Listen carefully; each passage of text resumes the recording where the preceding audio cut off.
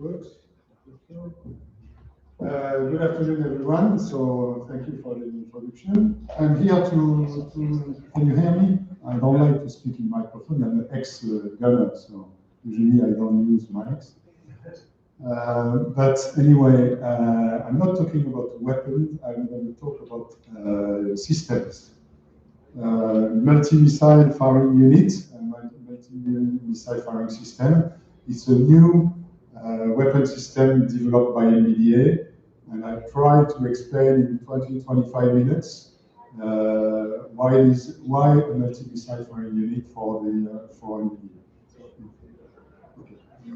The agenda, quick agenda. First, why an MFU? Second is I will expand a little bit on the ring concept architecture. I will describe. Sorry, you have 2 or 3 slides with a lot of text, so I'm sorry for that, but I could not avoid it. I will show some illustration, application of this new MMFU, and the French and Hellenic Navy's frigate will be the first unit to be equipped with this MMFU, and a few lines in conclusion, and a short movie to explain better maybe that I will be able to do the interest of the MMFU. So why MMFU? First, seen from the end users, from the navies. So the MMFU applied for surface and subsurface platforms. First one is to increase the operational capability. I mean, increase the robustness and survivability of the weapon system functional chain on board. More flexibility, and we'll see it later, the ability to adapt quickly the weapon load, missile load on board depending on the mission of the ship. Third is the evolution, because with this type of weapon system architecture, you will be able to incorporate new weapon system in the lifetime of the platform, minimizing the onboard spare parts, and of course, the integration of cyber security requirement, which is more and more important. Seen from the shipyard and the combat system integrator, what are the interests for MMFU? Flexibility for the shipset, because you could, and you will understand when you see the scheme of the system, you will have more flexibility in order to place your system on board. Reduction of equipment size and installation constraints, and reducing equipment delivery time. And for us, for NVDA, what is the interest of this MMFU is to have a generic launching system, generic weapon system able to operate all NVDA naval ammunitions, to have a hardware standardization across all our products, and a unique weapon layer on board for platforms, so easy functional integration, and also multi-platforms, the evolution towards a multi-platform capability. So what is the ring concept architecture? It's based on an independent ring concept, providing a fractal-like, highly redundant, and cyber-secure rings network. I will explain a little bit more, and you will understand in the following slides. Each ring being a virtual LAN, where an object can be inserted or removed. The architecture can accommodate, as I said before, several NVDA missile systems. And the architecture is based on 3 elements, 3 hardware equipments: the C-box, the SEC-box, and SIM-box. And once again, I will explain what it means. With two components which are similar to all weapon systems on board the platform, the C-box and the SEC-box, and one which is specific to the missile, the SIM-box. So, starting with the C-box, you have here a real C-box picture on the screen. Just to give you an idea of the dimensions, it's less than 100 kilograms. It's roughly 80 centimeters in a cube of 80 centimeters dimensions. What are the purpose of the CBox? CBox stands for Command and Control Box. Basically, you will host all software, all operational software, or all missile systems on board. So in this CBox, you will have, if you have, for example, Aster missile system, Exocet missile system, and VLMICA NG system, you will have all the free operational software being hosted in this box. And it's inserted into at two levels, the level 0, and we'll understand when you will see the global view of the system, and level 1. It is the only point of communication with the combat management system of the ship, and as well as the navigation system. The SEC box, the sequencer box, so once again, these two boxes are common to all weapon systems on board. The sequencer box is roughly the box which will manage the launching system. So it will conduct the orders consistency check. It will transmit all data and regarding navigation and operational mission, and it will be the software is downloaded at the starting initiation of the CBox. It is inserted at the VLAN level 1 and level 2. And finally, the SIMBox. The SIMBox. So once again, I don't have the exact dimensions, but a SECBox is roughly 20 kilograms of weight, and in terms of dimension, it's 35 centimeters in terms of dimensions. And the SIMBox is 30 kilograms of weight and roughly the same dimension. So small boxes.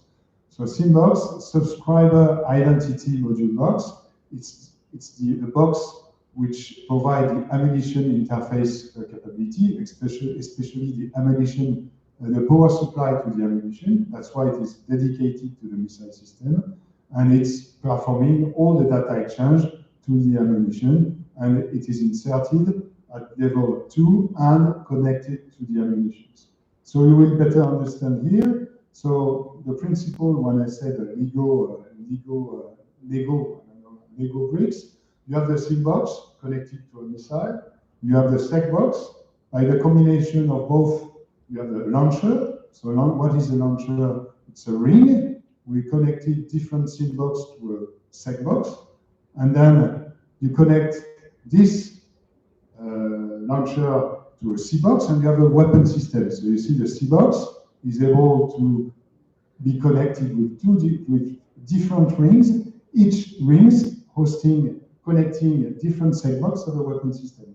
And once you add the different ring of level 1, you will have the MMFU consisting of 2 CBox for redundancy and multiple segbox for each weapon system. You have also additional elements. I will not spend too much time on that. Additional elements which are dedicated to the missile systems.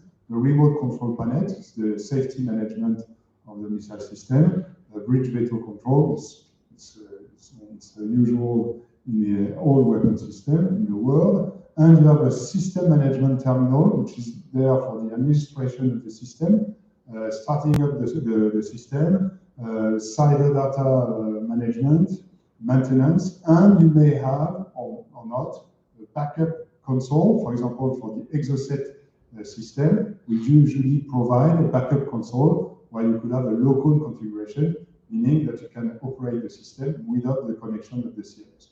You could do that as well for the Aster or the VLMICA, but most of the time we provide it only for the Exocet missile system. So if we look at the way you have here a full, only with one system, you have a MMFU description. You find here 2 CBox providing redundancy. Each CBox, once again, hosting all the operational software of all missile systems on board.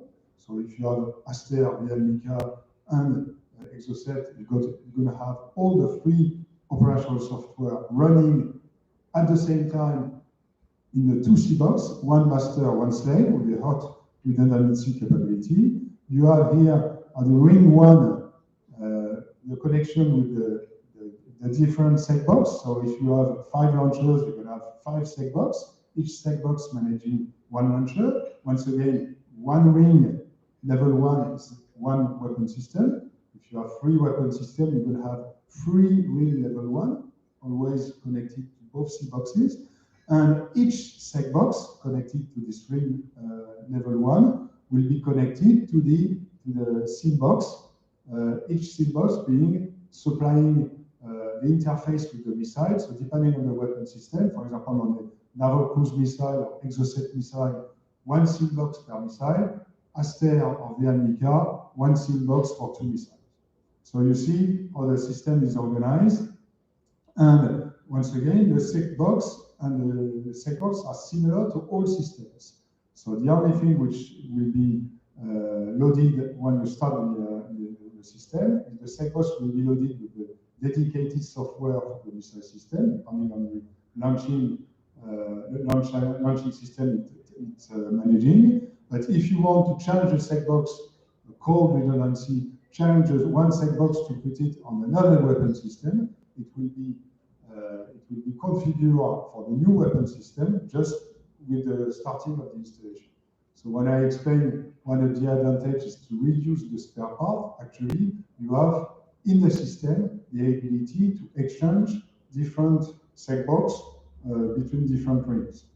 There's another advantage for those who have an operational background. When you have a damage control, or when you are hit or you're losing part of your system, you have the ability to reconfigure the whole weapon system depending on the priority set up by the commanding officer in order to make the priority in terms of weapon system you want to keep in the front line.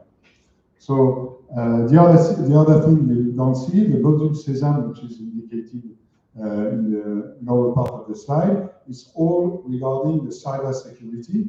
I explained that the MMFU, it's only one weapon layer, one point of contact with the CMS. So all exchange of data between the CMS and the old weapon system are cyber protected, and the encryption of data is also performed at SecBox and CBox level. That's an example of an organization of the MMFU on board the LDI. So it's the grid configuration here. So SecBox and SIMBox dedicated, SIMBox dedicated to the missiles, so for Aster and Exocet. SecBox managing for the Aster, one SecBox managing 1 launcher, 8 missiles. For the Exocet, one SecBox managing 4 missiles, so for the Exocet. And once again, if you want to change, if you have one SecBox failing on the Aster, for example, you may use the SecBox from the Exocet, replace it on the Aster, and use it as a SecBox for Aster. That's the interest of the system. This movie to explain again the interest of the MMFU. So here you see the traditional way. So it's a ship with multiple weapon systems, and for each weapon system you have one firing cabinet, one installation, and close to the launcher for ammunition cable reason.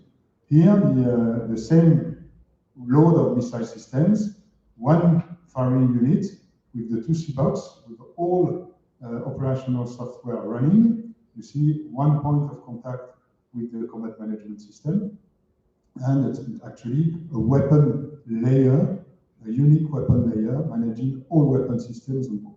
And you see here the SecBox and the SIMBox attached. It's the only part of the system which is dedicated to the missile system. So you see, of course, more flexibility. Why more flexibility? Because everything being digitalized and digital connection, you could place the box whatever you want to place them on board, the exception being the SIMBox. And of course, you have the hot redundancy. You lose one SIMBox, or you lose part of the fiber optical network, you still have the ability to control all weapon systems with one SIMBox, even if you lose the other.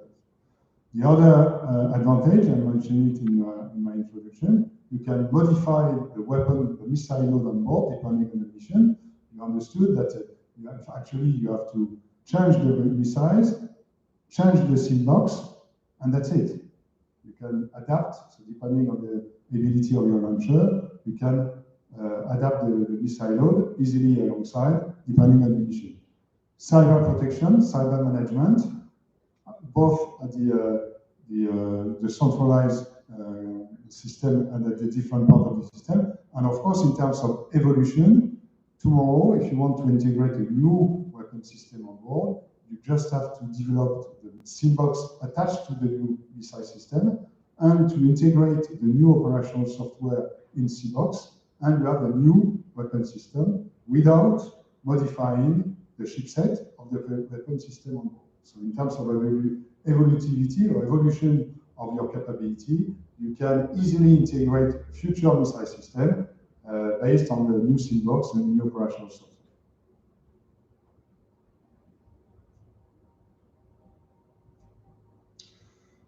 So where do we stand now? So ITR for Aster, so SIM-box A, as we say, so for Aster, and the operational software exists. Yeah? It's going to be operational for the both for France and Greece. It's the same for the Exocet and for of the new SIM-box for the Amica. You see in the middle part of the slide that we have been awarded a contract with the FDI. We are bidding for the MLV, for the mid-life upgrade MLU, sorry, of the Horizon frigates, and we are bidding also for the major upgrade of the carrier for Charles. We are working as well for the development on a strike capability, so basically using the same ITR, but developing a specific interface for the naval cruise missile, so SIM-box for naval cruise missile, and integrating the operational software in the SIM-box.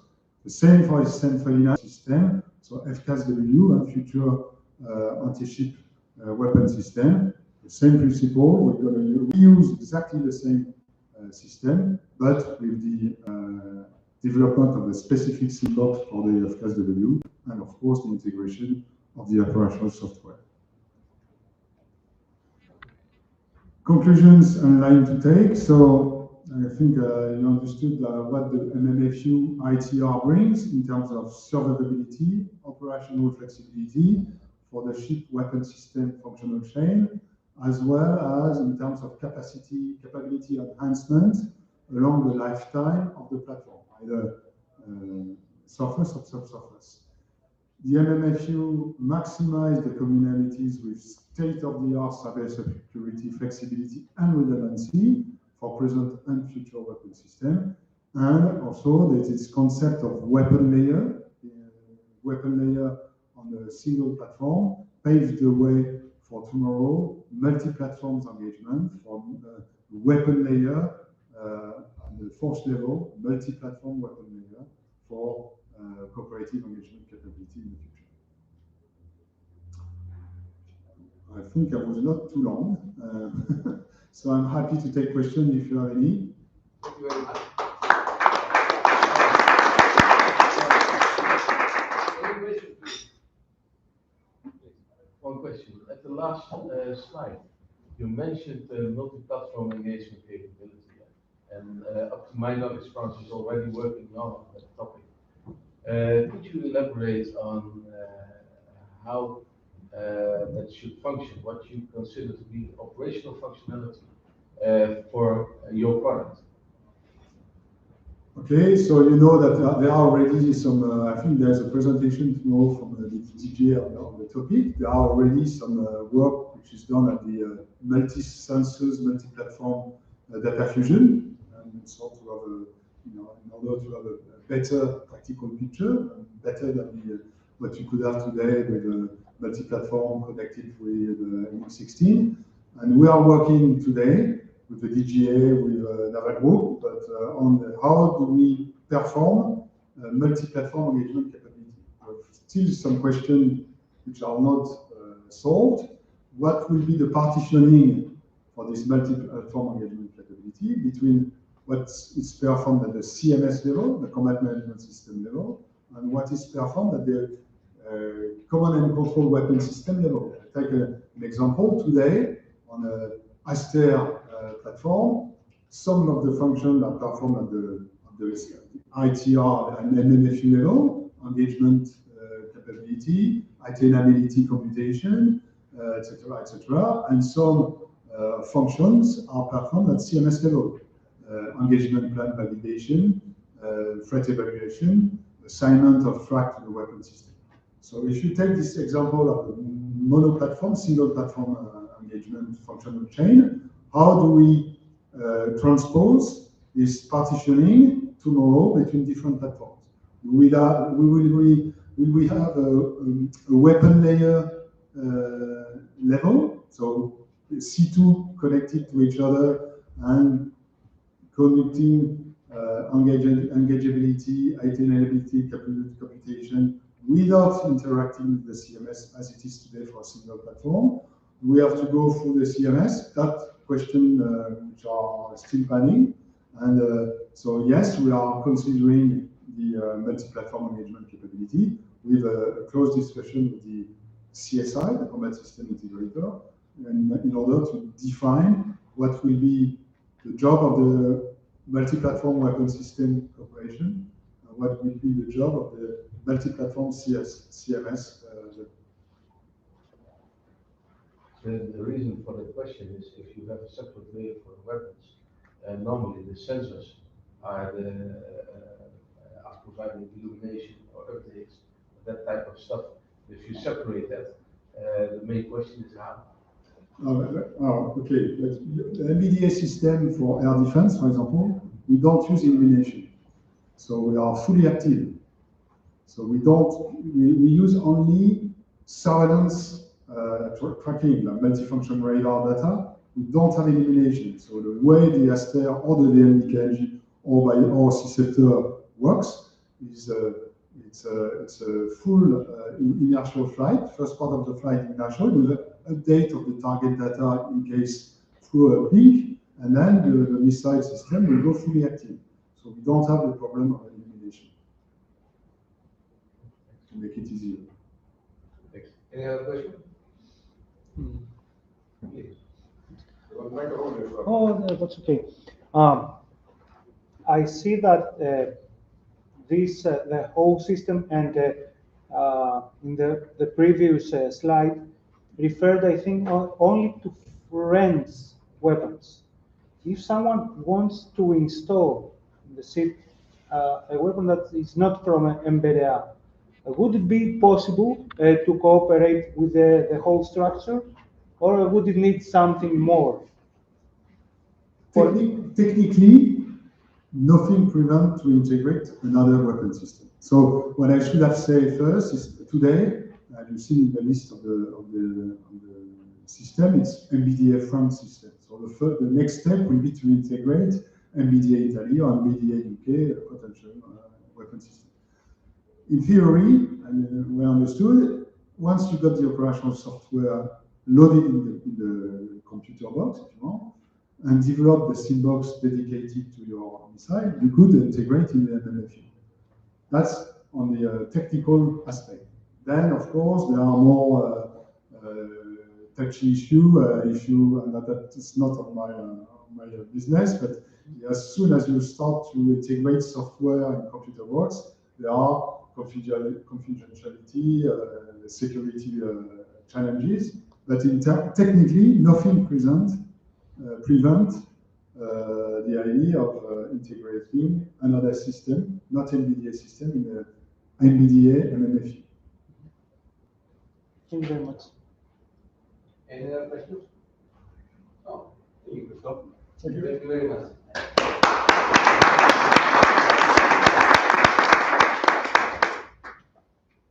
And now we're going to continue with the intended high-energy laser weapon, presented by Mr. Soukos, Mr. Konstantinos Soukos. Oh, we thought it. Okay. It's an inventor and businessman who holds Bachelor Electronics. It's a founder of Soukos Robots SA. And that company holds more than 40 patents and has been invented a number of innovative defense systems. Due to this expertise, to the design, development, and manufacture of high technology robotic system, this company is United States Super Robots in the USA, has been awarded a number of contracts by the United States Department of Defense on ammunition demilitarization. My lady, the floor is yours. Hello, I'm Valeria Suku. I'm a physicist and the School Robots Head of R&D Department. And I'll introduce you to a presentation video, different, about some of our latest high-end technologies that have fully designed, developed, and manufactured in Greece. So you have to change the PowerPoint for you guys here. Escape.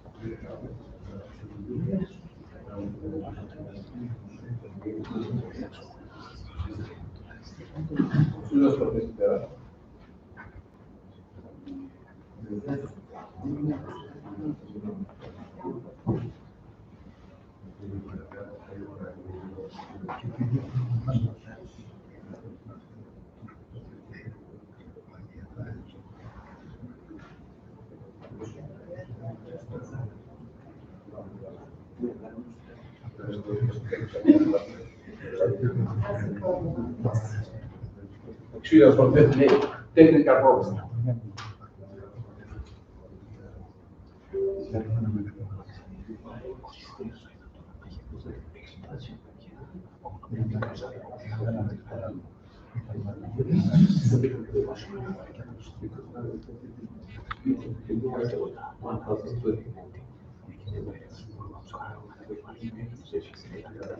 Who we are.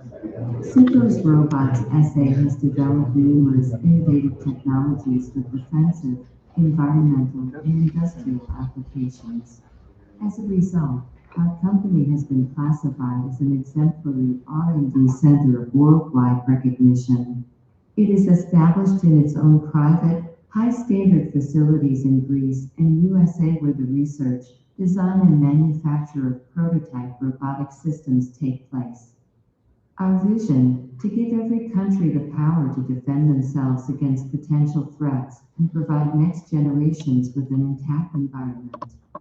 Our mission, to provide innovative technological projects customized to our partners' needs, taking into account international quality, safety and environmental protection standards and following current scientific advances and technological progress. The inventor. Mr. Konstantinos Soukos is a Greek inventor and businessman. He is the founder, chairman, and CEO of Soukos Robots SA and Soukos Environmental SA and the co-founder of Soukos Robots Demille USA. Having founded Soukos Robots SA in 1979, he initially developed robotic systems for general industrial and defensive applications. In 2000s, Mr. Soukos, after having engaged himself with robotic systems for industrial applications for many years, he started inventing and developing defensive technologies aiming to protect countries against threats.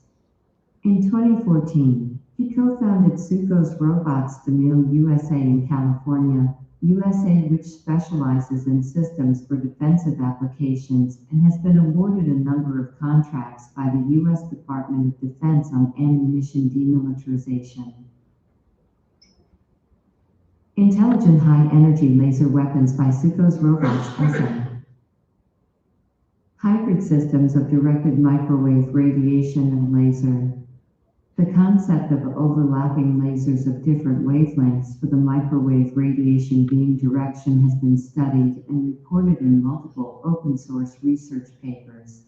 The aim is the limitation of the disadvantages that the current high-power microwave weapon systems present, such as the uncertainty of damage assessment and the short range of coverage compared to high-energy-based laser weapon systems.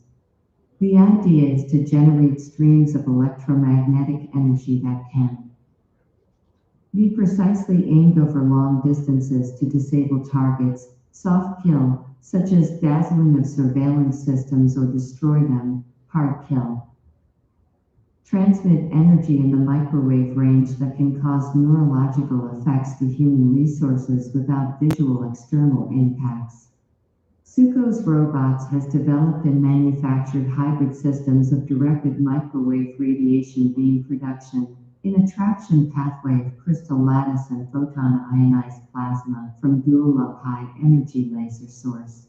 The traction pathway created by the interaction of two low high-energy laser beams propagating simultaneously attributes the desirable characteristics to the microwave radiation beam. The Sukhos Robots' proposed technologies are SR-22 system,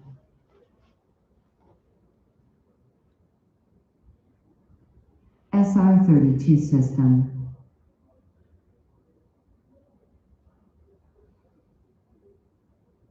SR-42 high-energy system,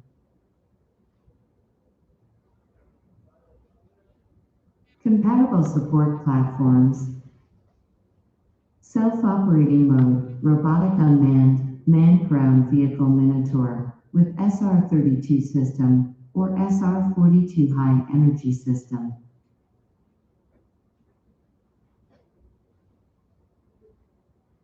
Robotic platform Poseidon.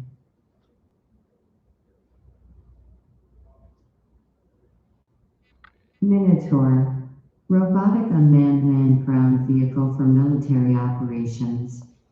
Minotaur has been designed and manufactured by Sukhos Robots SA Greece. It's an armored, rugged, flexible vehicle capable of carrying huge payloads that operates while in contact with the ground. Minotaur can consist either an unmanned or a manned ground vehicle of high speed. The ruggedness of the vehicle made it easy to withstand extreme terrain without losing speed, even when carrying heavy armaments. Minotaur is equipped with state-of-the-art devices, tools and equipment such as the SR-32 system or the SR-42 high-energy system, a robotic weapon-based system Medusa, surveillance, neutralization and dazzling systems, etc. Minotaur MT-24 description of technical parts. Electronic self-protection device SR shield. SR-42 laser high-energy system. Towed power generator. Thermal signature management device IR/RF. Armor plate. Temperature laser sensor. Bulletproof glass. Infrared absorbent coating. LiDAR sensor. Remote weapon-based system. Medusa 0.50 inches. 3D radar surveillance electronic system. Dazzling destruction laser. Engine rated power 2 by 200 HP. Maximum speed 100 kilometers per hour. Fuel tanks capacity 400 liter. Weight 20 tons. SR-32 system on Minotaur. Technical characteristics.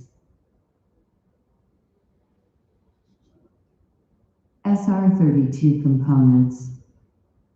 Beam divergence crystal. Optical detection system CCTV, IR, thermal. Lasers modules. Servo system for optics. Stabilizer. cooling system, electronic systems, lock-ion laser tracker, microwave radiation, SR32 system on Minotaur, technical characteristics.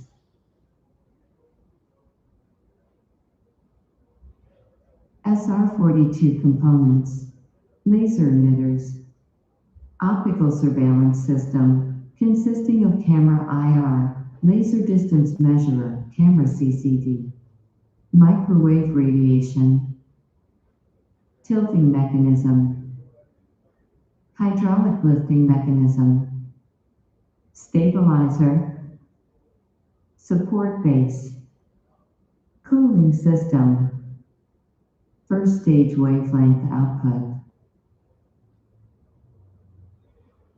second stage wavelength output, third stage wavelength output, combat method.